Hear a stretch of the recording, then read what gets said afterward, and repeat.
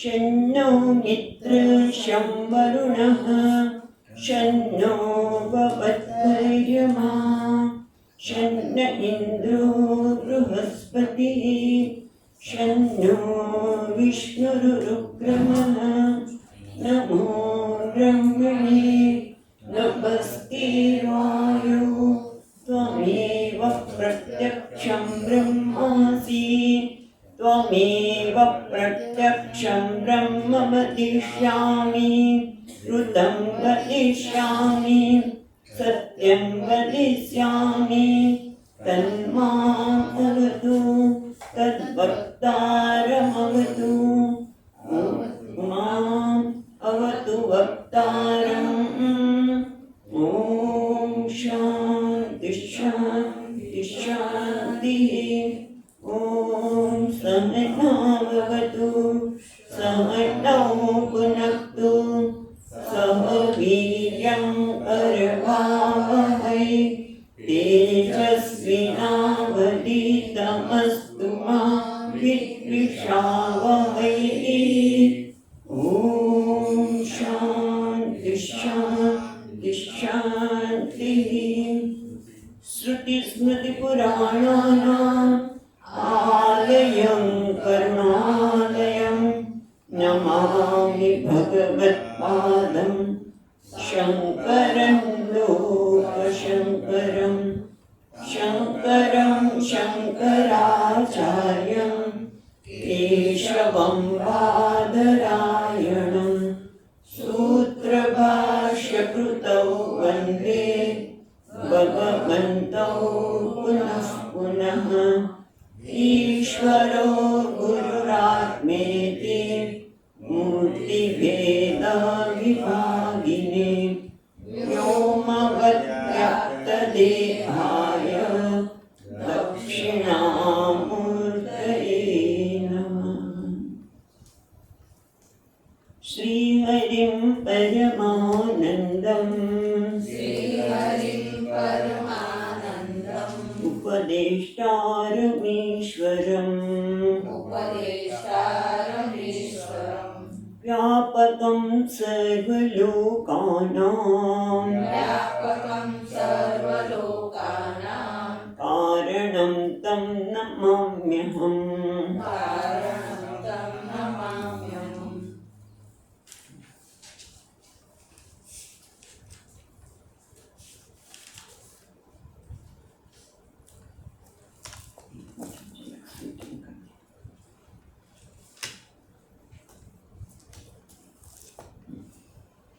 તો ગઈકાલે આપણે જોયું કે આત્મા તત્વનું નિરૂપણ કર્યું કારણ કે જ્ઞાની જેને જ્ઞાન કહે છે એ રીતે 26, 27 ને 28 શ્લોક સુધી આપણે જોયું કે આત્મા કેવો છે તો કે હું નિરામય છું, મારામાં કોઈ પ્રકારનો આમય નથી, એટલે રોગ નથી.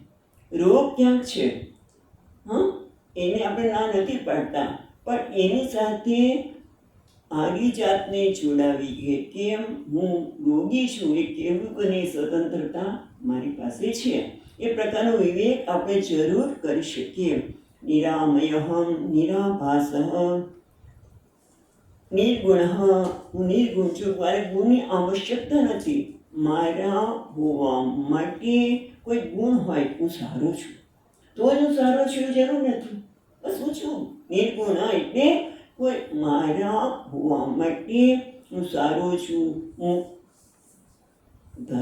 ધાર્મિક છું, મારા જેવું કોઈ ઉપાસક નથી, વગેરે વગેરે એવી આવશ્યકતા જ નથી. કારણ કે ગઈકાલે જોયું એ પ્રમાણે કે જ્યારે હું સારો છું એવું કહું છું એટલે ક્યાં ખરાબના સંદર્ભમાં, પણ મારા હોવા માટે નિર્ગુણ અહમ, હું નિર્ગુણ છું, નિષ્ક્રિય છું, ખરેખર મારામાં કોઈ પ્રકારની ક્રિયા થતી નથી.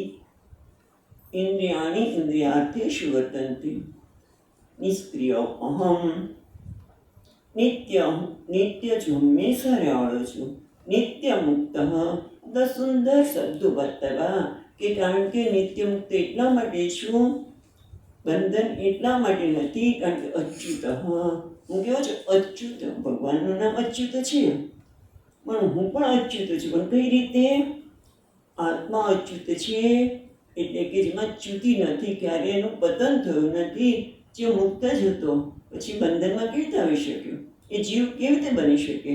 એની પણ વિસ્તારથી ગઈકાલે વાત કરી. માટે કે છે નાહમ દેહ અસદ્રૂપ જ્ઞાન ઇતિ ઉચ્યતે બુદ્ધૈ.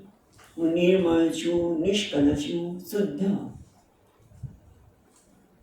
શુદ્ધ એટલે કે અશુદ્ધિ રહિત, જરા રહિત, વૃદ્ધાવસ્થાથી રહિત એવો, મરણ ધર્માથી રહિત એવો હું છું.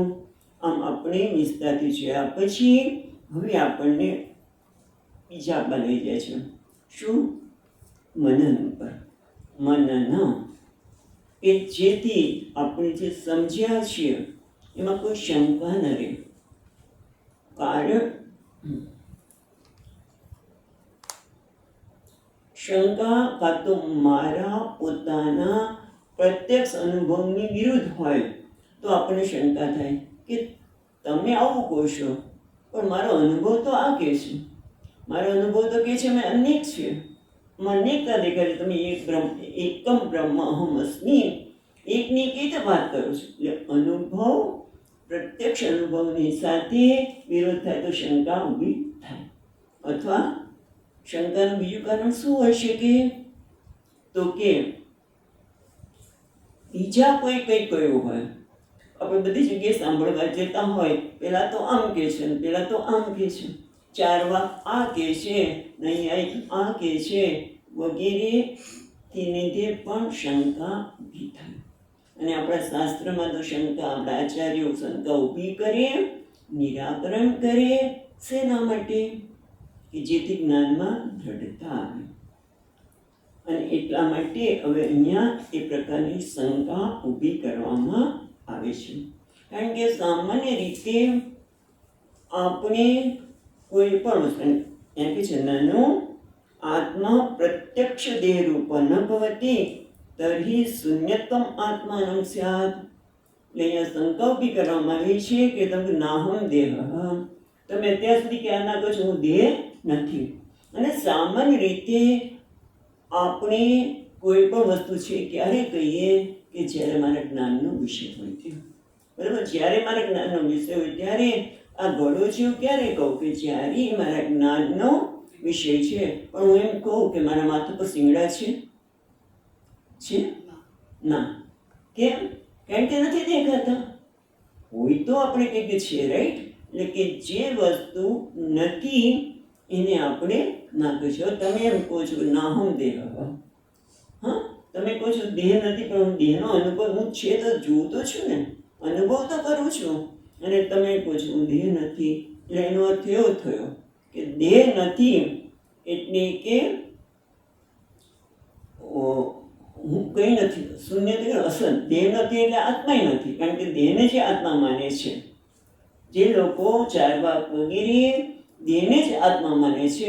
હવે જ્યારે તમે દેહ નથી એટલે આત્મા પણ નથી, એવું થયું ને?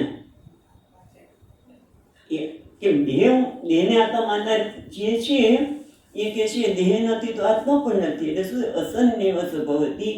પછી ઉપનિષદ પણ કહે છે અસન્નેવ ભવતી અસદ બ્રહ્મેતિ વેચ્ચેત.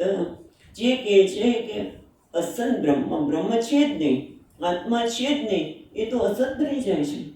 આ પણ વસ્તુ છે જ ને કે અસન્નેવ ભવતી અસદ બ્રહ્મેતિ ચેત વેદ. એટલે આત્મા, દેહ એ આત્મા છે એવું માને છે. એ લોકો કહે છે દેહ નથી એટલે આત્મા પણ નથી. અને એ લોકો ક્યાં બને છે? અસન્ન. અને પાછા ઉપનિષદ પણ કહે છે કે એક ઉપનિષદમાં જ આવે છે, અહીંયા બતાવશે કે આપણે અહીં આત્મા અન્નમય અન્નરસમય અન્યોંતરાત્મા પ્રાણમય. એટલે આત્મા કેવો છે? અન્નમય, અન્નના રસનો બનેલો આત્મા છે. આત્મા એટલે કે આ દેહ અન્ન રસનો બનેલો છે. એની તમે અંદર જાઓ તો શું? અને પ્રાણમય આત્મા કેવો છે? આત્મા પ્રાણમય. એટલે પણ એનાથી પણ અંદર કોણ છે? તો આત્મા મનોમય. અને એનાથી પણ અંદર જાઓ, અંતર્ગત જાઓ તો આત્મા વિજ્ઞાનમય, અન્યોતરાત્મા વિજ્ઞાનમય, અન્યોતર આત્મા આનંદમય. અને આત્મા કેવો છે? આનંદમય છે. એટલે આમ જોવા જઈએ તો આ બધા આપણા અનુભવનો વિષય છે. કારણ કે શાસ્ત્ર કે છે દૈત્ય ઉપનિષદ ઓમ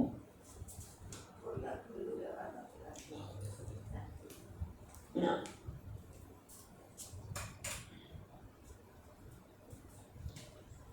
અન્યોતરાત્મા પ્રાણમય મનોમય તો બધું કીધું, પણ અંદર જાઓ, અંદર છે પણ તમે કશું છે જ નહીં. નીતિ નીતિ કહો છો તો પછી કઈ રહે જ નહીં ને. દેહને આત્માના માનતા હોય તમે, તો પ્રાણના આત્મા છે એવું માનતા હોય, પણ તમે તો કહો છો છે જ નહીં, તો પછી અમારા અનુભવનો વિષયની બાદબાકી કરો તો આત્મા રહે જ નહીં. એટલે આત્મા કેવો છે? તર્હિ આત્મા શૂન્ય. એટલે એનો અર્થ કે આત્મા શૂન્ય છે. જે આપણે ઉપનિષદ પણ કહે અસદ બ્રહ્મેતિ વેચેદ, જે કહે છે આત્મા નથી એ તો અસન બની જાય છે. આત્મા નથી એટલે કે ઈશ્વર નથી. પાછું આત્મા નથી એટલે ઈશ્વર પણ નથી, કારણ કે દેખાતો નથી. એટલે પણ પૂછે છે આપણે એક પ્રશ્ન પૂછી કીધું નથી કે છે આત્મા નથી, શૂન્ય છે, એ કહેનારો છે કે નહીં? જે કહે છે આત્મા શૂન્ય છે એ કહેનારો તો છે કે નહીં? પણ એ તરફ એનું ધ્યાન જતું નથી. એટલા માટે 30મા શ્લોકમાં વાત કરી છે. 30મો શ્લોક વાંચીશું ના 29માં 30મો નહીં 29મો. સ્વદેહે શોભનમ સંતમ પુરુષાખ્યમ ચ સંમતમ કિમ મૂર્ખ શૂન્યમાત્માનમ દેહાતીતમ કરોષિ ભો. કેમ મૂર્ખ? ભો હે ભો હે મૂર્ખ. એ તો મૂર્ખ છે, આટલું સમજતો નથી. કારણ કે જે વસ્તુ સ્પષ્ટ છે એને પણ જો માણસ સમજે નહીં તો આપણે કીધું મૂર્ખ છે. એટલે ક્યારના તને પાછી પાછી પેઢીને આ બધું સમજાવું છું અને છતાં સમજતો જ નથી, એને આપણે મૂર્ખ કહીએ. રાઈટ? કેમ મૂર્ખ છે તું? એટલું સરળ જે છે તને એને તું કેમ સમજતો નથી કે જે દ્રશ્ય છે આત્મા નથી. પણ જે તમે જેને દ્રશ્ય કહો, તમે આ ઘડાને આત્મા કહો છો? નથી કહેતા ને. તો પછી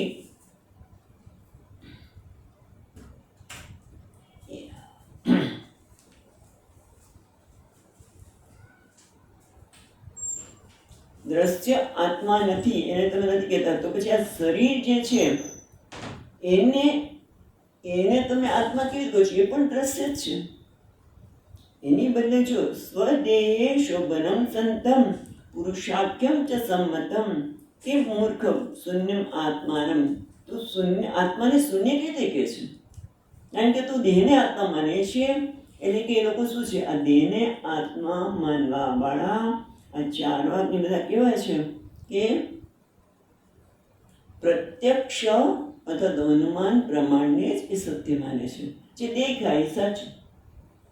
તમે જે આત્માની વાત કરો છો એ ક્યાં દેખાય છે? માટે નથી. અને એટલે જ આપણને કહીએ છીએ સ્વદેહે શોભનમ સંતમ. અરે બીજું તો કાંઈ નહીં, તું તારા શરીરમાં જો ને. સ્વદેહે તું તારા શરીરમાં તો જો. શું છે? સ્વદેહે શોભનમ સંતમ. એમાં કોણ છે? શોભનમ. શોભનમ એટલે મંગળમ. શરીર વિલક્ષણત્વાદ એટલે મંગળમ. આ આત્મા છે એની અંદર સ્વદેહે શોભનમ પુરુષાખ્યમ. પહેલાં તો જોઈએ પુરુષાખ્યમ. આ દેહની અંદર એક પુરુષ રહેલો છે, એની તરફ તો દર્શન કર. પુરુષ એટલે સ્ત્રી કે પુરુષ નહીં. પુરુષ એટલે ટેકનિકલ જે પારિભાષિક શબ્દ કહીએ તો પૂરી એટલે મનુષ્ય શરીરે પૂરી ઉષતી ઇતિ પુરુષ. જે પૂરીમાં શરીરમાં જે રહે છે એ પુરુષ. અને એ અહમ આકારેણ વસતિ. આ પુરુષ કેવી રીતે છે? હું રૂપે કહે છે. એની તરફ તો જો કે એક શરીરની અંદર કોક છે. કેવી રીતે છે? તો કે ઉપનિષદ પણ વાત કરે છે એના તરફ તો જો. ઉપનિષદ કયું? કઠોપનિષદ. આ દેહની અંદર બધું જ પહેલાં તો વ્યવસ્થિત ચાલે છે. બધી તમામ જે સુંદર વ્યવસ્થા ચાલે. શું છે? ઉર્ધ્વમ પ્રાણમ ઉન્નયત અપાનમ પ્રત્યેક વસ્તી. એટલે કે આ પ્રાણ છે ઉપરની દિશામાં જાય છે, અપાન વાયુ નીચેની દિશામાં આવે છે. કંઈક હોવું છે ને કે જે આમ પ્રાણની વ્યવસ્થિત રીતે આપણે વ્યવસ્થા થઈ રહી છે. પ્રાણ મધ્ય ચાલી રહ્યો છે. મધ્ય વામન આસિતમ વિશ્વે દેવા ઉપાસતે. કઠોપનિષદ આપણે ભણી ગયા છીએ. ત્યાં કહે છે, શું કહે છે? ઉર્ધ્વમ પ્રાણ ઉન્નયત. આ પ્રાણવાયુને ઉપર લઈ જનાર, અપાન નીચે લઈ જાય, અને મધ્ય વામનમ આસીનમ. વામન એટલે વામનને પણ શોભનમ, એ સુંદર છે. કેમ સુંદર છે? શોભનીય છે. કેમ? કારણ કે વિશ્વે દેવા ઉપાસતે. આજે કોઈક અંદર એવું સુંદર છે કે જેના માટે આપણે જોઈએ કે બધા પ્રવૃત્તિ કરે છે. આંખ જોવાની પ્રવૃત્તિ કરે છે, કાન સાંભળવાની પ્રવૃત્તિ કરે છે, જીભ સ્વાદ લેવાની પ્રવૃત્તિ કરે છે, બધા સ્પર્શની પ્રવૃત્તિ, બધી પ્રવૃત્તિ ચાલી રહી છે. એ પોતાના માટે તો છે જ નહીં. આંખ જોવે છે પોતાના માટે નહીં, પણ વિશ્વે દેવા ઉપાસતે. આ બધા જ કોઈક એવી વ્યક્તિ છે કે જેના માટે ઉપહાર લઈને જઈ રહ્યા છે. બધા ઉપહાર લઈને જઈ રહ્યા છે. એના તરફ તો જો જરા વિચાર તો કર ભાઈ. વસ્તુ નથી. આ દેહ એ આત્મા માની લીધું, પણ દેહની અંદર કંઈક છે એની તરફ દ્રષ્ટિ તો કર. કોઈ પુરુષાખ્ય છે જે પુરુષ નામથી રહેલો અને કેવો છે? અહમ અહમ આકારેણ સ્ફુરતિ. જે હું કરી રહ્યો છે એ કેવો છે? સામાન્ય નથી. વામનમ શોભનમ. એ તો પોતે જેના માટે બધી જ ઇન્દ્રિયો કંઈક ભેટ લઈને દોડી રહી છે. એટલું જ નહીં, બીજું ઉપનિષદ, આજ ઉપનિષદમાં, કઠોપનિષદમાં યાદ આવતો હોય તો પૂર્વમેકાદશદ્વારમ અજસ્ય વક્રચેતસ. ત્યાં પણ આ શરીરને પુરી સાથે સરખાવ્યું. કેમ? જેમ પુરી હોય અને પુરી નગર હોય, પેલાના વખતના નગરના દરવાજા રખાવેલા, જે અત્યારે આપણે દરવાજો બંધ કરી દો પછી કોઈ આવી શકે નહીં. એમ અહીંયા પણ આ શરીરરૂપી નગરીને પણ દશદ્વારમ, 10 પૂર્વમેકા દશદ્વારમ, આમ 11 પણ કીધા. પણ આપણે જોઈએ એ દ્વાર છે એ નગરીના દ્વારો રાત્રે તમે જો બંધ થઈ જાય પછી કોઈ આવી શકે નહીં. આંખ બંધ થઈ ગઈ, કાન બંધ થઈ ગયા, પછી જગતના કોઈ વિષય આવી શકે નહીં. પણ જેવા પછી દ્વાર ખુલ્યા એટલે બધા વિષયો અંદર આવીને ખટપટ ખટપટ ચાલુ કરી દે. પૂર્વમેકા દશદ્વારમ. એમાં મુખ ઉપર જ 7 થઈ જશે. 2 આંખ, 2 કાન, 2 નાસિકાના છિદ્ર, 6, 7. અને પછી 2 નીચેના મળદ્વાર અને ઉત્સર્ગ દ્વાર. અને એ સિવાય પણ એટલે કેટલા? 7 અને 2, 9. પૂર્વમેકા દશદ્વારમ એટલે 11 દ્વાર. કયા? એટલે બીજા 2 દ્વાર એ નાભિ અને બ્રહ્મરંધ્ર. એટલે આ રીતે આ 11 દ્વાર વાળું નગરી રહેલી છે. અને નગરી હોય તો એમાં રાજા પણ હોય. તેમથી આ સુંદર ચર્ચા કરતી કઠોપનિષદમાં જોયું હતું કે એમાં રાજા રહેલો છે. અને રાજા કેવો છે? કંઈ કરતો નથી. એને કંઈ કરવાની જરૂર જ નથી. કેમ? એના અમાત્ય હોય, રાજા હોય. તમે પહેલાં તો નગરીના દ્વાર છે તો દ્વારની પાસે દ્વારપાળ હોય. એ દ્વારપાળનો પણ એ પાછું અમાત્ય, આપણે મંત્રી કહીએ, એ હોય. પછી સૌથી મહામંત્રી હોય, બધા જ હોય. એ બધાને એટલે બુદ્ધિ, મન, આ બધા છે એના મંત્રી છે. જુદી જુદી સ્થાન ઉપર રહેલા જુદા જુદા કાર્યભાર સંભાળતા મંત્રી છે. અને એ બધા જ કાર્ય કરી રહ્યા છે સરસ રીતે. કેમ? રાજા માટે. કોના માટે કરે છે? રાજા માટે. રાજાને કહેવાની જરૂર નથી. રાજાને કંઈ પણ જરૂર હોય તો બધું જ એ તૈયાર કરી દે છે. અને પછી તમે જોવા જુઓ કે કોઈક લડાઈ થઈ અને એમનો વિસ્તાર વધ્યો તો રાજાનો વિસ્તાર વધતો નથી. રાજાનો વિસ્તાર વધતો નથી. અને કદાચ કોઈક એવો જોરદાર શત્રુ આવી ગયો અને કોઈકનો રાજ્યનો ભાગ લઈ લીધો હોય તો પણ એનો કોઈ સંકોચ થતો નથી. એ રીતે આ શરીરમાં પણ એક રાજા, કોણ? પુરુષાખ્યમ, એ રાજા રહેલો છે. એનો ક્યારેક વિસ્તાર પણ થતો નથી, સંકોચ પણ થતો નથી. કેવો છે? અસંગોયમ પુરુષ. એના તરફ દ્રષ્ટિ તો કર ભાઈ, કે આ શરીર મજાનું એક રાજપુર છે, એની અંદર રાજા રહેલો છે અને બધા જ એના માટે કામ કરી રહ્યા છે, એ લાવી રહ્યા છે. અને પાછું કેવું છે? શોભનમ, મંગળમ. એ પુરુષાખ્ય છે. કેવો છે? સ્વદેહે શોભનમ પુરુષાખ્યમ સંતમ. પછી જોઈએ છીએ સંમતમ, એટલે બધા દ્વારા એ સ્વીકાર્ય છે. પણ મહત્વ છે શોભનમ, મંગળમય છે, સુંદર છે. ભલે આ શરીર અમંગલમ શીલમ, આ શરીરમાં બધું અમંગળ જ લાગતું હોય, એક પણ દ્વારમાંથી કશું નીકળે તો આપણને ચિત્રી પણ ચડે અથવા તો એનાથી આપણે સ્નાન પણ કહીએ કે ભાઈ અમંગળ છે. પણ જેમ શિવજી માટે કહેવાય છે એ પ્રમાણે ચિતા ભસ્મ લેપ. શિવજી કેવા છે? ચિત્તાની ભસ્મ. જેને આપણે ક્યાંય ગયા હોય ત્યાં સ્મશાનમાં તો સ્મશાનમાં રહેવાનું, ચિત્તાની ભસ્મ લગાવી હોય. અને પાછા બધા આજુબાજુના બધા છે કેવા? સહચરો. તો કે ભૂત પિશાચ બધા સહચરો નાચી રહ્યા છે અને ભગવાન તો આરામથી પોતાની સમાધિસ્થ છે. એટલે ત્યાં કહે છે પેલા પુષ્પદંતીએ અમંગલમ શીલમ પામ. તમારું એક પણ જે ચરિત્ર જોઈએ, એ ચરિત્ર ન કહેવાય, તમારું જે બહારનો દેખાવ જોઈએ તો કેવો છે? અમંગળ. કારણ કે ભસ્મને જોઈએ ચિત્તાની ભસ્મ, પાછું ગળામાં સર્પ,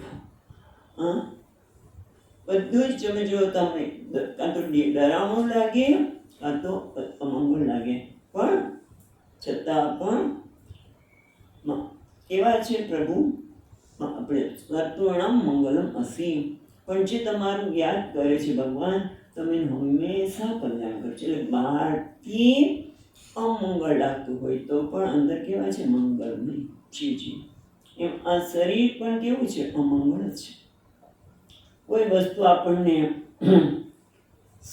મંગળ એટલે શુભ લાગતી નથી, પણ અંદર રહેલો પરમાત્મા કેવું છે?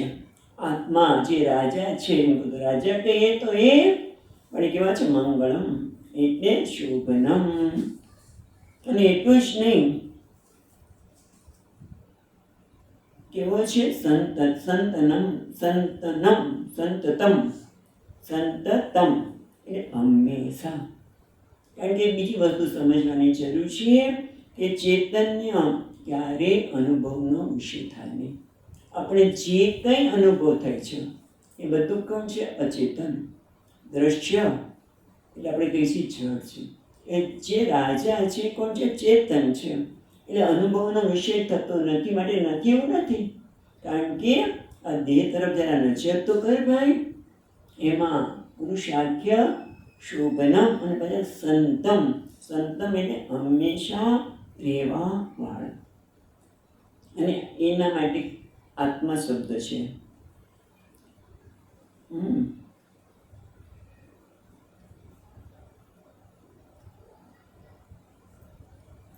ઓકે, એક સંતમ જોતા પહેલા એક સુંદર ટીકાકારે વાત કરી છે, એ પણ જોઈ લે.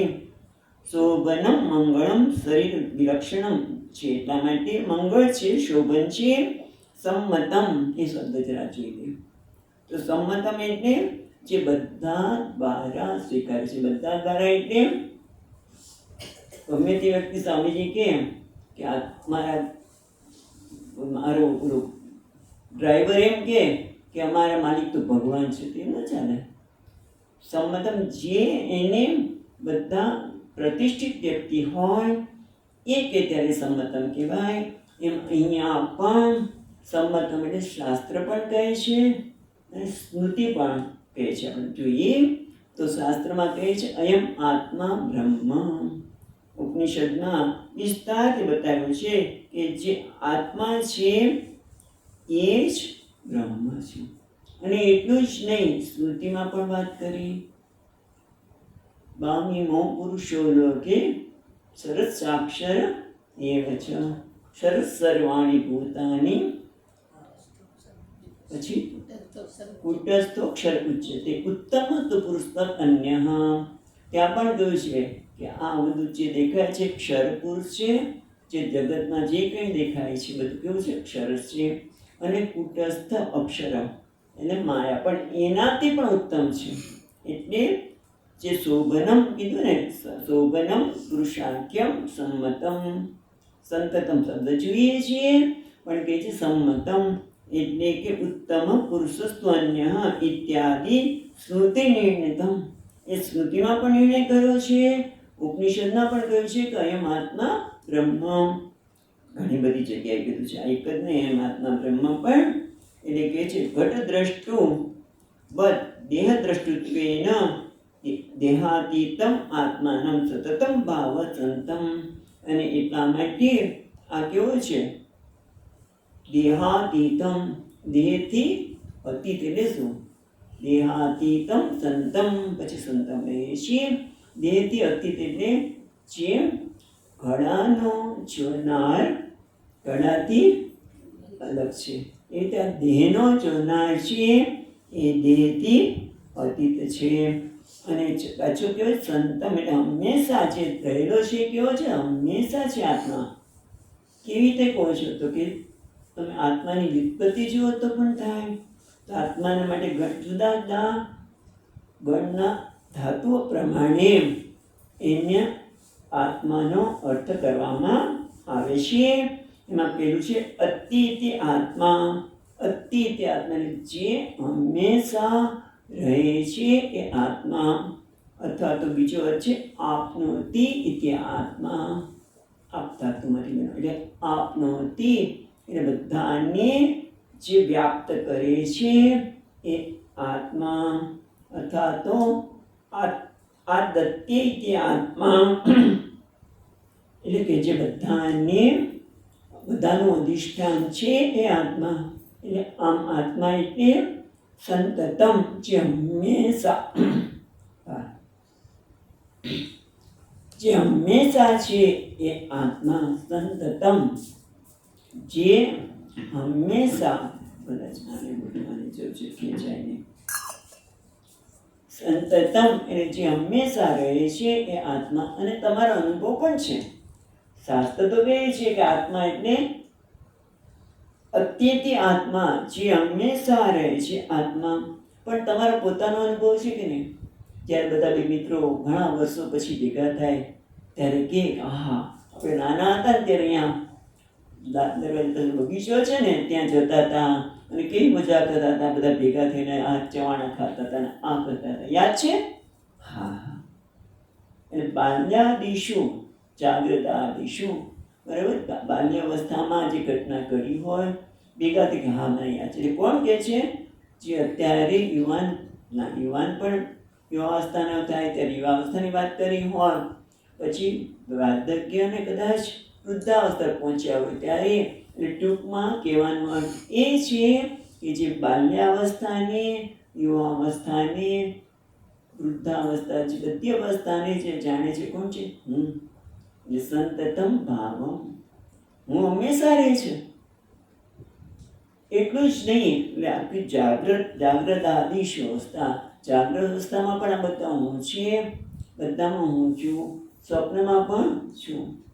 કારણ કે જાગ્યા પછી ખબર પડી કે મને આવું સ્વપ્ન આવ્યું તો આજે તો સારું પણ આવે, જે આવે પણ મને સ્વપ્ન આવે તો. અને સુસુપ્તિમાં પણ ક્યાં છે? હું તો છું ચૈતન્ય રૂપે, પણ જે એનો અનુભવ કરનાર મન છે એ નથી. પણ સંતતમ ભાવમ એ શાસ્ત્ર સંમત તો છે જ. શાસ્ત્ર તો કહે છે પણ તમારો અનુભવ પણ કહે છે કે નહીં? સંતતમ ભાવમ, અને એટલા માટે કહે છે સર્વ વ્યવહાર અધિષ્ઠાન. આ આત્મા સંતતમ એટલે હંમેશા રહે છે, અને સર્વ વ્યવહાર અધિષ્ઠાનમ એ બધા જ વ્યવહારનું અધિષ્ઠાન છે.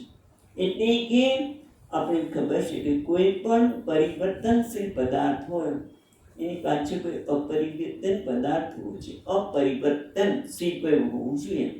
જેમ કે ટ્રેન દોડી રહી છે પાટા પર, તો પાટા કેવા છે? ટ્રેન દોડી રહી છે, એ દોડે છે એટલે પરિવર્તન કહીએ તો એ પાટા કેવા છે? સ્થિર છે. નદીનો પ્રવાહ વહી રહ્યો છે તો એનો અંદર તળ છે એ સ્થિર છે. એમ આ જગતના બધા જ વ્યવહારો થઈ રહ્યા છે તો એક અપરિવર્તનશીલ તત્વ છે એ આત્મા. સંતતમ સર્વ વ્યવહાર અધિષ્ઠાનમ એ બધા જ વ્યવહારનું અધિષ્ઠાન છે. એટલે આત્મા એ બધા વ્યવહારનું અધિષ્ઠાન છે. અને એટલા માટે શું કહે છે? અધિષ્ઠાન એ બધાને સત્વ સત્તા સ્મૃતિ પ્રદાન કરનાર છે. હવે એના માટે જ્યારે કે એમ આત્મા બ્રહ્મ છે અહીંયા બતાવ્યું, ત્યારે એક પ્રશ્ન ઘણી વખત અમને કર્યો છે ને, બધાને થાય છે કે રામાનુજાચાર્ય કહ્યું કે શંકરાચાર્ય તો કેટલી ખોટી વાત કરે છે કે હું બ્રહ્મ છું. એ કેવી રીતે બની શકે?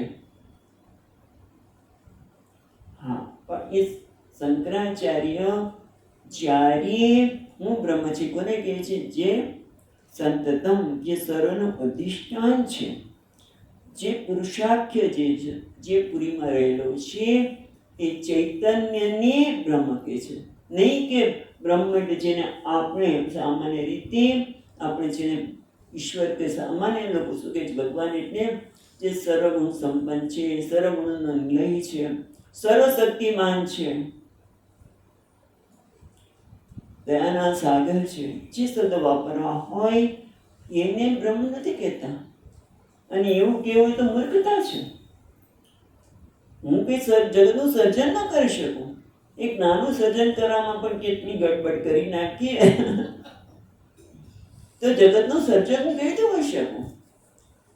હું કેવી રીતે સર્વજ્ઞ સર્વશક્તિમાન હોઈ શકું?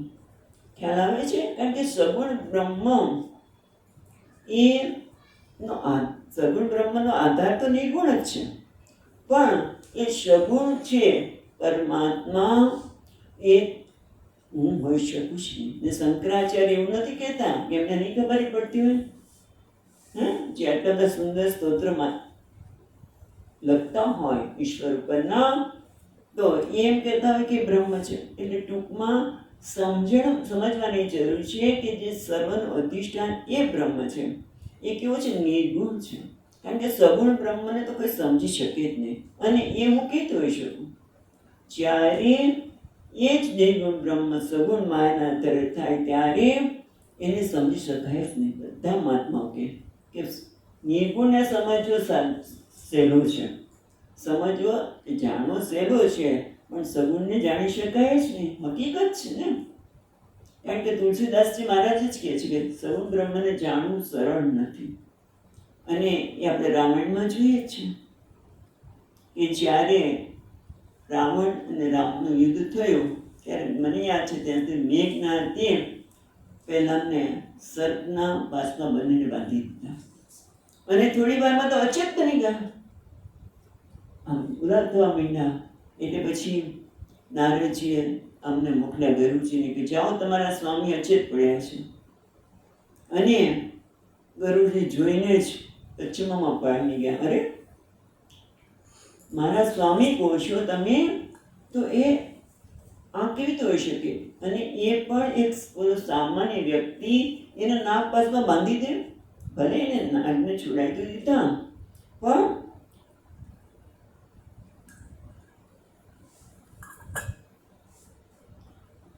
એને પણ કેવા શંકામાં નાખી દીધા. બ્રહ્માજી પાસે ગયા. બ્રહ્માજી આવું કેવી રીતે બની શકે? બ્રહ્મજી કેવી રીતે કહેવાય? એ કે મને કંઈ ખબર ન પડે. વિષ્ણુ ભગવાન તો સૂતા હતા અને એ તો અવતાર લઈને બેઠા છે. એટલે એમણે પણ કંઈ ન કીધું. શિવજી પાસે ગયા. બ્રહ્માજી તમે શિવજી પાસે જાઓ. શિવજીએ પણ કીધું કે કંઈ મારું કામ નથી અત્યારે સમજાવવાનું, હું જરા બિઝી છું. ગયા અને એમણે નિરાકરણ કર્યું. કોણે? કાપુસુનીજી. કારણ કે એની ભાષા સમજશે. ટૂંકમાં કહેવાનું એ છે કે સગુણ બ્રહ્મને ખરેખર સમજી શકાય. એની માતા પાર્વતી પણ અચંબામાં પડી ગયા હતા કે જે રડી રહ્યા છે એને તમે કહો છો મારા પરમાત્મા છે, સચ્ચિદાનંદ ઘન ને નમસ્કાર હો. રડે છે ને સચ્ચિદાનંદ ઘન.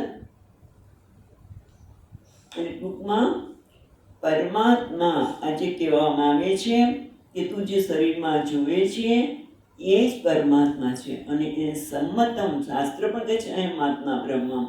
પણ જે તું જેને કહેતો હોય કે આ જે દેખાય છે આપણે સચ્ચિદાન, આપણે સર્વજ્ઞ સર્વશક્તિમાન એ ન જોઈ શકીએ. પણ આ લોકો તો પકડીને જ બેઠા છે. શું કે જે દેખાય છે એ સત્ય છે, પ્રત્યક્ષ અને અનુમાનને જ કરે છે. અને એટલે આત્મા નથી, ઈશ્વર નથી. કાં તો આવું જ વિચાર આવે અને કાં તો ઈશ્વર નથી. કારણ કે દેખાય છે તો બતાવો. પછી એમાં કેટલાય આવે. અને એમાં એક શિક્ષક હતા. હા, એ શિક્ષક છોકરાઓને સમજાવે છે કે ઈશ્વર છે નહીં. કેમ? કારણ કે ઈશ્વર છે, દેખાય છે તમને, બતાવો. ના, દેખાતો નથી. એટલે શું છે કે ઈશ્વર નથી. એટલે એમાંથી એક છોકરો ઊભો થયો. એ કહે છે કે તમને બધા છોકરાને, બીજા છોકરાને પૂછે, મિત્રો તમને આપણા શિક્ષકની બુદ્ધિ દેખાય છે? તો કે નથી. એટલે આવું છે. કોઈ આવું કે ને તો તરત એને આપણે નકારી શકીએ. પણ આવું છે એટલે કે છે દેહાતીતમ સંતતમ ભાવમ, સર્વનું અધિષ્ઠાન રૂપ છે. અને છતાં પણ કે મૂર્ખ શૂન્યમ આત્માનમ દેહાતીતમ કરોશી ભૂ. શૂન્ય એટલે ખગ પુષ્પાદિવત અત્યંત અભાવમ કેમ કરોશી. કરોશી એટલે માન્ય છે. તો એને આવું કેમ માને છે? શૂન્ય કહીને શું કહે છે? ખગ પુષ્પવત એટલે આકાશમાં રહેલા પુષ્પ છે જ નહીં, એમ આત્મા છે જ નહીં. એને શૂન્ય કેમ બનાવી દે છે? જ્યારે તું જોતો ખરા તારા દેહની અંદર કે જે કોઈ સુંદર આ બધી દેહની રચનાઓ વ્યવસ્થિત રીતે ચાલી રહી છે. ભલે અનેકતા દેખાતી હોય, અનેક કાર્યો થઈ રહ્યા, પણ એને જોડનાર કોઈક એક તો છે. એમાં જે સંવાદિતા છે એને તો બધાય કેવા સંવાદિત પૂર્વક કામ કરે છે. જ્યારે વાણી બોલવાનું કામ કરે છે ત્યારે બીજી બધી ઇન્દ્રિયો શાંત થઈ જાય છે, એને સહકાર આપે છે. એ કોણ છે? કોઈક અંદર એવું છે જેમ રાજાની સન્નિધિથી બધા જ કાર્ય કર્યા છે. કોઈ તત્વ એવું છે કે જેની સન્નિધિથી આ બધું થઈ રહ્યું છે. અને એને તું શૂન્ય કહે છે. અને એટલા માટે કે દેહાતીતમ, દેહાતીત એટલે દેહથી જે દેહનો જોનાર છે એ દેહથી જુદો છે, અતીત છે. એને તું દેહાતીતમ આત્માનો જે સતત છે એને તું શૂન્ય માને છે. આ બરોબર નથી. આ તારી ખરેખર તો કેવી કે આને કેમ મૂર્ખ. જે સ્પષ્ટ રીતે દેખાય છે તો તું એને આ રીતે માને છે. હવે જ્યારે આવું કીધું ત્યારે પેલાને પાછો પ્રશ્ન થયો, નનુ શૂન્યવાદી નહ એવ અભાવાપત્તે હે શૂન્યમાં અસ્તુ.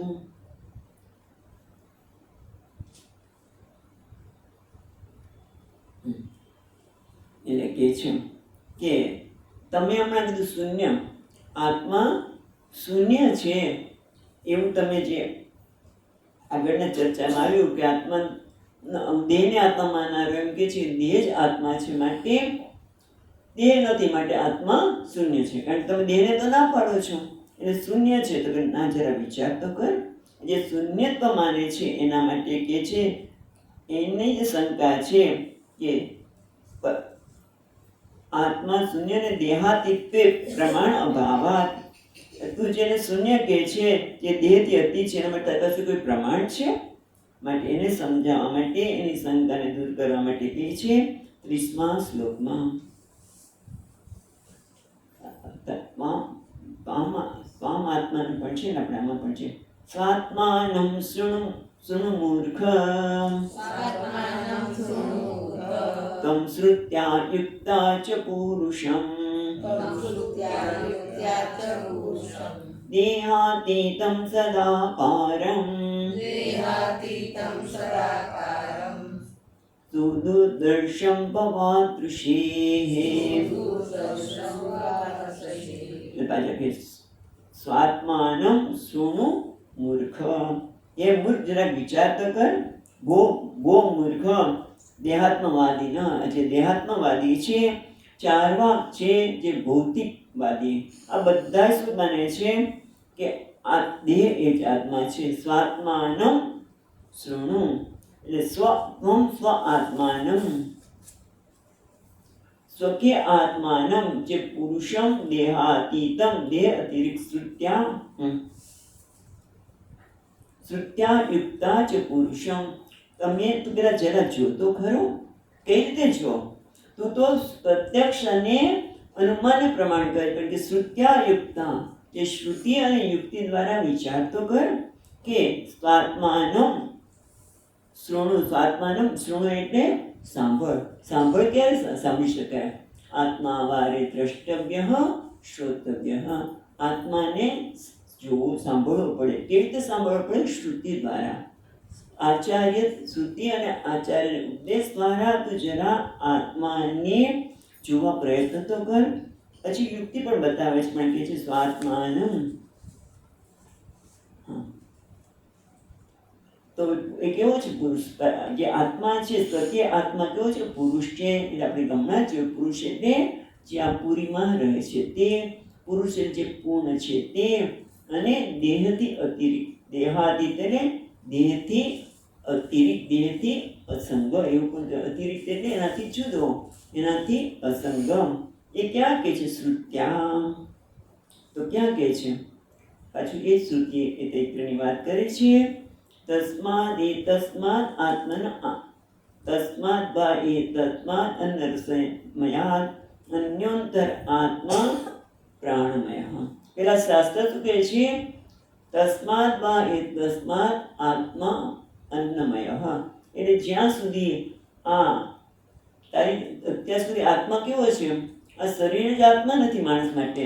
પોતાની સ્ત્રી, પોતાનો પુત્ર, પોતાની સંપત્તિ, સત્તા એ બધાને આત્મા માને છે. એટલે પહેલાં તો શાસ્ત્ર કહે છે, આ કહેવાની પાછળનો હેતુ એ જ છે કે શાસ્ત્ર એ કહે છે કે પહેલાં તારી જે આત્માની દ્રષ્ટિ છે ત્યાંથી હટાવ. આ પુત્રને આત્મા માને છે, પત્નીને, સત્તાને, એમાંથી હટાવીને જરા જો કે આત્મા કોણ છે? તો કે અન્નમય રસનો બનેલો શરીર આત્મા છે. પેલા અહીંયા દ્રષ્ટિ કર. તે સ્વીકાર્યું કે હા આ શરીર આત્મા છે. બસ અહીંયા અટકીશ નહીં ભાઈ. અન્યોંતર આત્મા પ્રાણમય. આ શરીરનો પણ કોઈ નિયામક છે, સૂક્ષ્મ છે, એના તરફ દ્રષ્ટિ કર. પેલા કે શરીર એ આત્મા છે, પણ શરીરનો નિયામક કોણ છે? પ્રાણ. જો પ્રાણ બરાબર ચાલે તો શરીર વ્યવસ્થિત કામ કરે, પ્રાણ ન ચાલે તો નહીં. એટલે એનો નિયામક કોણ છે? પ્રાણ. પછી પ્રાણને આત્મા માન્યો હતો કે હા હવે જરા એનાથી આગળ છે. અન્યોંતર આત્મા મનોમય. આ પ્રાણનો પણ નિયામક કોણ છે? સૂક્ષ્મ કોણ છે? તો મન. કેવી રીતે? જો મન વિકસિત હોય તો પ્રાણ પણ વિકસિત થઈ જાય. એટલે મન એ પ્રાણનો પણ નિયામક છે, સૂક્ષ્મ છે. એટલે મન આત્મા છે. એટલે હવે સમજણ પડતું કે હા શરીર આત્મા નથી, પ્રાણ આત્મા નથી, મન આત્મા છે. એટલે હજી અંદર જા, હજી તેને વિશે આગળ વિચાર કર. તો અન્યંતર આત્મા વિજ્ઞાનમય.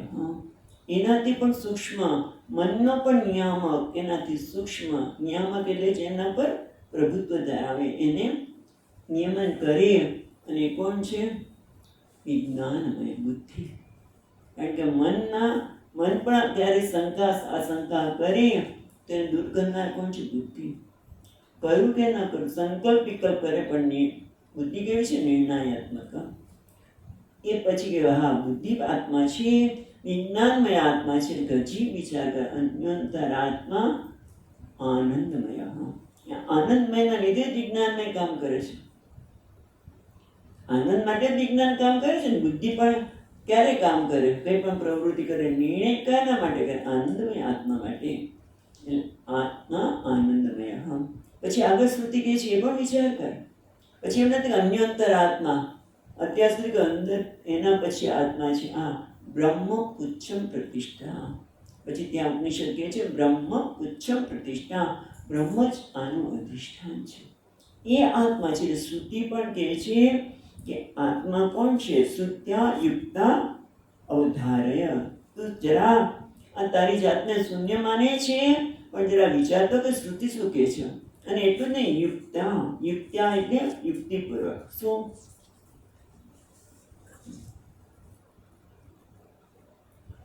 એકસ્મિન કર્તૃ કર્મ વિરોધ. હવે દાખલા તરીકે તું એમ કે છે કે આ દેહ આત્મા છે, બરાબર? અને આપણે દેહ આત્મા છે, એક દેહ અને પછી આપણે મન આત્મા કે આત્મા. તો ક્યાં કે કર્તૃ કર્મ વિરોધ, એટલે કે આત્મા જ આત્માને જાણે છે. જાણનાર પણ આત્મા, અને આત્માને તમે જેમ કહેતા હોય તો જાણનાર પણ આત્મા અને જાણવાનું છે એ પણ આત્મા. તે બંને સાથે કેવી બની શકે? જાણનાર એટલે કર્તા, અને આત્મા જ આત્માને જાણે છે, કરતું. એ બંને સાથે શકી શકે જ નહીં. ઘણી વખત સ્વામી જસાવે કે કોઈ ગમે તેવો જાદુગર હોય, કેવા ગમે તેવા ખેલ કરતા હોય, પણ એને કહીએ કે હું તને કરોડ રૂપિયા આપીશ, પણ તારા ખભા પર ચડીને બતાવ, શક્ય જ નથી ને. એ રીતે યુક્તિ પર જોવો ને તો પણ તને ખબર પડે કે હું શું છું. એટલે આ ખભા પર ચડીને બતાવે કે હું એમ કહું છું કે હું આત્માને, આમ જે ઘડાને જોનાર છે એ ઘડાથી ભિન્ન છે. એમ આ શરીરને જોનાર એ શરીરથી ભિન્ન હોય કે નહીં? અને તું એને એક જ માને છે, દેહ જ આત્મા છે. તો પછી શું થયું કે એ કર્તા પણ છે અને કર્મ પણ છે, નહીં? એને યુક્તિથી પણ વિચાર, તારી બુદ્ધિથી જ વિચાર કરે, શાસ્ત્રને જો છોડે તો પણ બંને સાથે હોઈ શકે નહીં. કરતું કર્મ વિરોધ થઈ ગયો. તારા ખભા પર ચડીને બતાવો, એના જે વાત થઈ. કોઈ જાદુગર ન કરી શકે. માટે તું એમ કહે છે કે આત્મા એ શૂન્ય છે, કારણ કે શૂન્ય એટલા માટે છે કે દેહ આત્મા છે અને દેહ આત્મા નથી, માટે આત્મા શૂન્ય છે. તો માટે તમ સ્વાત્માનમ શ્રુ, એને જરા સાંભળ, એને અવધારય, એનો નિર્ણય કર. કેવી રીતે? કે શ્રુતિ અને યુક્તિ દ્વારા, જેને શ્રુતિયુક્તા છે પુરુષમ, પુરુષમ એટલે જે આપણે પરમાત્મા કહ્યું છે, પૂરીમાં રહેનાર છે, તે કેવો છે? દેહાતીત, દેહથી અતીત. પણ એ કેવો આકાર છે? તો પછી દેહાતીતમ, તો કે છે સદાકારમ. સદાકાર, જેનો આકાર કેવો છે? હોવાપણુનો આકાર છે. સદાકાર એટલે સત એનો આકાર છે, હોવાપણું એનો આકાર છે. અને એ તો બધા સ્વીકારે છે કે હું છું, હું છું. એટલે છું એટલે સત, સત એનો આકાર છે. એટલા માટે આપણે પરમાત્માને કહીએ કે શું છે? સુંદર સ્તોત્ર છે. તમે સદા સત સ્વરૂપ આત્મા, અમે તમને પ્રણામ કરીએ છીએ. પરમાત્મા કેવું સત સ્વરૂપ છે. સૂર્યનારાયણની સ્તુતિ છે, બધા છે, ત્યારે યાદ નહીં આવે. એટલે કે છે સદાકારમ, એટલે જે હોવા માત્ર એ એનો આકાર છે, હું છું. અને સાથે સાથે ચિત્ત સ્વરૂપ, એ ચૈતન્ય સ્વરૂપ છે. એટલે દેહાતીત, જેથી અતીત છે, એટલે શૂન્ય નથી, પણ એ છે હોવાપણું. એટલે જગતમાં જ્યાં પણ હોવાપણું છે, જેમ કે પૃથ્વીનું પૃથ્વીપણું, સૂર્યનું સૂર્યપણું, એ કોના પણ લીધે છે? પરમાત્માને સત સ્વરૂપ છે. કેવા છે? હોવાપણું. કારણ કે છું એટલું પૂરતું છે. પછી બધા જે બધા કેવા છે? અને આત્મા કેવો છે? સત સ્વરૂપ છું, હું છું. પછી હું છું, પછી જે કંઈ લગાવીએ એટલી બધી ગડબડ શરૂ થઈ શકે ખરી, બરાબર ને? હોવાપણું એ સત સ્વરૂપ છે. એ આત્મા સદાકારમ, એને સન્માત્ર આકાર, એટલે એવો આકાર કહીએ એટલે તરત જ આપણે કોઈ દેખાય તો કે છે દેહાતીતમ સદાકારમ સુદુર્દર્શમ ભવાદૃશ્યહી. તમારા જેવા લોકો માટે આ જાણવું કે છે તું દુર્દર્શમ, બહુ દુઃખીથી એટલે જાણી શકાય. તમે લોકો આવું જાણી શકો નહીં. કારણ કે કેમ? કારણ કે તમે શ્રુતિને સ્વીકારતા નથી. તમે તો બસ પ્રત્યક્ષ પ્રમાણ. જ્યાં વૈજ્ઞાનિકો છે ને બધા આવા છે, વૈજ્ઞાનિકો ભૌતિકવાદીઓ બધા આવા છે. અને પછી આપણે લોકો કેવા છે, આપણે પાછું કે તમારું વેદાંત છે ને વૈજ્ઞાનિક છે. હા, એવી કઈ જરૂર છે? વેદાંત વૈજ્ઞાનિક નથી, આપણે વૈજ્ઞાનિક છે એવું માનીએ. એટલે આપણે આપણા વેદાંત માટે પણ કેટલો આદર છે તો સમજણ છે, ખબર નથી. કોઈ એમ કે વેદાંત વૈજ્ઞાનિક છે કે હા, પણ વિજ્ઞાન તો પ્રત્યક્ષ અને અનુમાન પર જોડાયું છે. એ ક્યાં ઈશ્વરને પણ સ્વીકાર કરે છે. અને એટલા માટે કહે છે કે જ્યાં સુધી તમે શ્રુતિને સ્વીકારતા નથી માટે ભવદૃશ્યહી, તમારા જેવા જેને શાસ્ત્રમાં અને આચાર્યમાં શ્રદ્ધા નથી, જે હંમેશા પ્રત્યક્ષ અને પરોક્ષને માને. પરોક્ષ એટલે જે સ્વામીજી હંમેશા પરોક્ષ આત્માને માનનારા કેવા છે. ઘણા લોકો કે ભગવાન ક્યાં છે? સ્વર્ગમાં, હેવનમાં. તમે આટલા કર્મો કરો, તમે હેવનમાં, સ્વર્ગમાં જશો. પણ એટલે કે સ્વામીજી કે કેવું અનવેરીફાયેબલ બિલીફ, જેને તમે ક્યારે શ્રદ્ધા રાખવી પડે ભગવાન સ્વર્ગમાં છે, ભગવાન સ્વર્ગમાં છે. તમે ગમે તેટલું કરો તો તમે ક્યાં એને એ ભગવાનને જોઈ શકો પણ નહીં. સ્વર્ગમાં જાઓ ત્યારે ખબર નહીં. અને પાછા જે કેનારા છે તો કેવા છે ખબર છે કે તમે કર્મ કર્યા જ કરો અને પછી કબરમાં જતા રહો. જ્યારે કયામત દિવસ આવશે ત્યારે તમને આ દર્શન થશે. અહીંયા તો તમે સત્કર્મ કરો, આપણા ભગવાન કહેવાય છે તરત જ એનું ફળ આપનારા. એટલે આ બધા લોકો લાગે કે તમે એની વાતો કે આ બધા જે પ્રત્યક્ષને માનનારા અથવા તો શાસ્ત્રને માનનારા, કોકને મારા બાઇબલમાં આમ છે ને લામાં આમ છે. અને ઓકે, સ્વામીજી કહેતા હતા એ બધું યાદ આવે છે પણ છોડીએ. પણ ટૂંકમાં જે પરમાત્માને માને છે કેવો છે એ પરમાત્મા કેવું છે? અપરોક્ષ.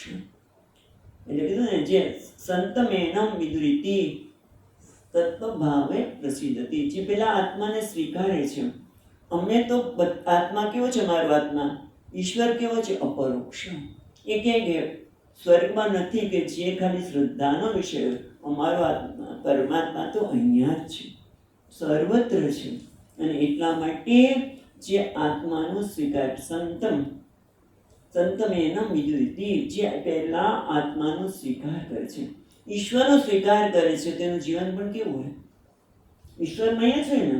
એને કે સદાચાર હોય, એના જીવનમાં મૂલ્ય હોય. એ ઈશ્વરનો સ્વીકાર કરે એટલે શું? એના જીવનમાં સદાચાર હોય, મૂલ્યો હોય, સતત ઈશ્વરનું સ્મરણ પણ હોય.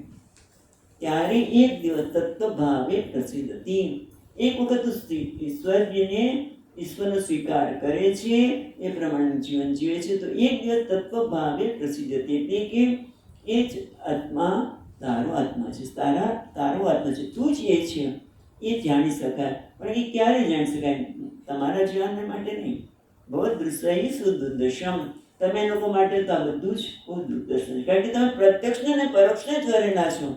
જ્યારે આત્મા તો અપરોક્ષ છે, નિત્ય અનુભવ થાય છે. પણ એ આત્મભાવે ક્યારે પ્રસિદ્ધ થાય? કે જ્યારે પેલા તમે સ્વીકાર તો કરો. તમે આત્માનો સ્વીકાર જ નથી કરતા, ઈશ્વરનો સ્વીકાર જ નથી કરતા. ઈશ્વર જ નથી, બીજાને સ્વીકારે, પૈગંબરને ને બીજા બધાને. પણ ઈશ્વર જે છે, જે સચ્ચિદાનંદ સ્વરૂપ છે, શાસ્ત્ર કઈ એને પુકારીને કહે છે, એને તે જાણવા માંગતો નથી. એ માટે કહે છે તમ આત્માનું શૃણુ. મૂર્ખ, પેલા તો આત્મા શું છે એને સાંભળતો ખરો. શ્રુતિ દ્વારા, યુક્તિ દ્વારા પણ જોયું, બંને રીતે જોઈએ તો આત્મા કેવો છે? એ તો જરા જાણ. એ પ્રત્યક્ષ કે પ્રમાણ વિશે બની શકે જ નહીં. જે કંઈ પ્રત્યક્ષ કે પરોક્ષનો વિષય છે, અનુમાનો એ પ્રમાણ, પ્રત્યક્ષ કે અનુમાન પ્રમાણ, એ તો હંમેશા કેવું છે? એ તો દ્રશ્ય છે. જે પ્રત્યક્ષ એ દ્રશ્ય છે, જળ છે, એ ચેતન હોઈ શકે નહીં. આત્મા તો ચેતન સ્વરૂપ છે. સદાકારમ કીધું ને, સદાકારમ એટલે જે સત સ્વરૂપ છે, જે ચિત્ત સ્વરૂપ છે, અને તમે તો પ્રત્યક્ષને પરોક્ષને જાણો છો. એટલે તદ્ભવત વિષય સુદુર્દશમ, તમારા લોકો માટે તો આ અતિ મુશ્કેલ છે. તમને નહીં સમજાય. તમે કેમ એટલા માટે કે બહુ મૂર્ખ, એ મૂર્ખ તું જો કે દેહાતીત આત્મા છે એ સદાકારમ હંમેશા રહેવાળો છે, માટે તમારા માટે એ શક્ય નથી. સુદુર્દશમ સર્વથા દર્શન અયોગ્યમ તસ્ય અદૃષ્ટરૂપત્વાદ, કારણ કે તમારા માટે સુદુર્દશનો અર્થ અહીંયા કરે છે સર્વથા દર્શન અયોગ્યમ. તમે ક્યારે આત્માનું દર્શન જ્ઞાન કરી શકો જ નહીં, કારણ કે તમારા માટે તો એ પરોક્ષ જ છે. માટે અદૃષ્ટરૂપત્વાદ. આ રીતે અહીંયા બે સમજાવ્યા પછી પાછા બીજી રીતે એ આત્માનું નિરૂપણ કરશે, એ જે આપણે કાલે જોઈશું. ઓમ પૂર્ણમદ પૂર્ણમિદં પૂર્ણાત પૂર્ણમુદચ્યતે પૂર્ણસ્ય પૂર્ણમાદાય પૂર્ણમેવાવશિષ્યતે. ઓમ શાંતિ શાંતિ શાંતિ. શંકરં શંકરાચાર્યં કેશવં બાદરાયણં સૂત્રભાષ્યકૃતૌ વંદે ભગવन्तौ પુનઃ પુનઃ. ઈશ્વરો ગુરુરાત્મેતિ મૂર્તિભેદવિભાગિને વ્યોમવદ્વ્યાપ્તદેહાય દક્ષિણામૂર્તયે નમઃ. ઓમ શાંતિ શાંતિ શાંતિ. હરિ ઓમ. શ્રી ગુરુભ્યો